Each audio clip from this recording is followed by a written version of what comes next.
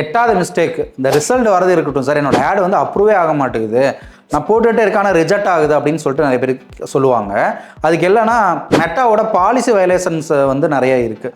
எக்ஸாம்பிளுக்கு ஒரு ஆட் பண்ணுறீங்க அப்படின்னா 100% கேரண்டி நம்ம கொடுக்கவே முடியாது. இப்போ 100% ரிசல்ட் வரும், 100% வந்து 1 மந்த்தில் வெயிட் லாஸ் ஆயிரும், 3 மந்த்ஸில் உங்களோட கிட்னி ஸ்டோன் க்யூர் பண்ணுறதுக்கான மருந்து தரோம், சர்ஜரி இல்லாமல் சரியாயிரும், ஜிம் போகாமல் நீங்கள் வந்துட்டு ஒரே மாதத்தில் உங்கள் வெயிட்டை குறைச்சி காட்டுறோம் அப்படின்னு சொல்லிட்டு இந்த மாதிரி வந்துட்டு கொடுக்கக்கூடிய கண்டென்ட்டு. அப்புறம் பிஃபோர் இப்படி இருந்தால் ஆஃப்டர் இப்படி மாறிடுவீங்க அப்படிங்கிறதெல்லாம் வந்துட்டு ஒரு அவங்களோட பாலிசிக்கு வயலேட்டடான ஒரு இது. ஸோ இது மாதிரி நிறையா வந்துட்டு பாலிசி வயலேட்டட் இருக்குது. ஸோ இந்த மாதிரி அவங்களோட இதுக்கு கம்யூனிட்டி ஸ்டாண்டர்ட்ஸ்க்கு பாலிசி வயலேஷன் சம்மந்தப்பட்டக்கூடிய கண்டென்ட் யூஸ் பண்ணிங்க அப்படின்னா ஆட்டோமேட்டிக்காக ரிஜெக்ட் ஆயிரும். பட் என்ன ரீசன்னே வந்துட்டு உங்களுக்கு ரிஜெக்ட் ஆகுது தெரியாது.